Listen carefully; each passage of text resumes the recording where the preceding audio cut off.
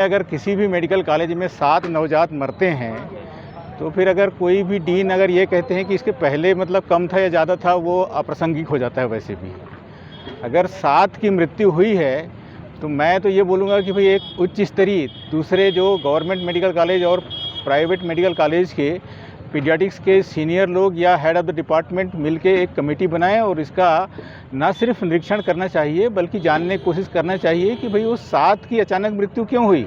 मतलब आप क्या कहना चाहते हैं कि अगर वो 7 की अचानक मृत्यु हुई है मतलब छोटी मोटी घटना है? आप मतलब सिर्फ ये कह के कि कल कोई नहीं मरा था साहब, अगर आज मतलब 7 मर गए तो मतलब कोई उसमें हमको माफ़ कर दिया जाए, ऐसा संभव ही नहीं है।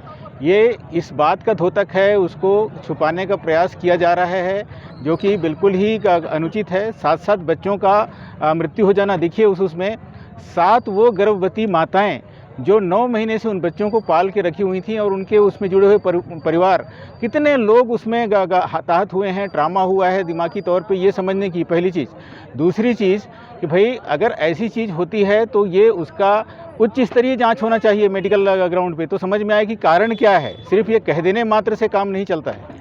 डॉक्टर साहब, यहाँ पे पीडियाट्रिक डिपार्टमेंट की आपने बात कही, तो उस डिपार्टमेंट की जो वहाँ हेड थी उन्होंने एक और बात कही कि जितने बच्चे थे उनका वजन जो था औसत से कम था, 1 से 2 किलो का रहा है। अब आप कह रहे हैं कि 9 महीने से उन्होंने घर पे रखा हुआ था। शासन की बहुत सारी योजनाएं चलती हैं मातृ के लिए, गर्भस्थ माताओं के लिए, तो 2 किलो का वजन औसत से कम होना क्या प्रदर्शित कर रहा है? निश्चित रूप से हमारे हेल्थ की मतलब स्थिति को बताता है कि कैसे मतलब धराशायी हो गई है। ना सिर्फ मतलब बच्चों का बल्कि माँ का मतलब उसके पहले जो परीक्षण होना चाहिए किसी ने बराबर नहीं देखा है।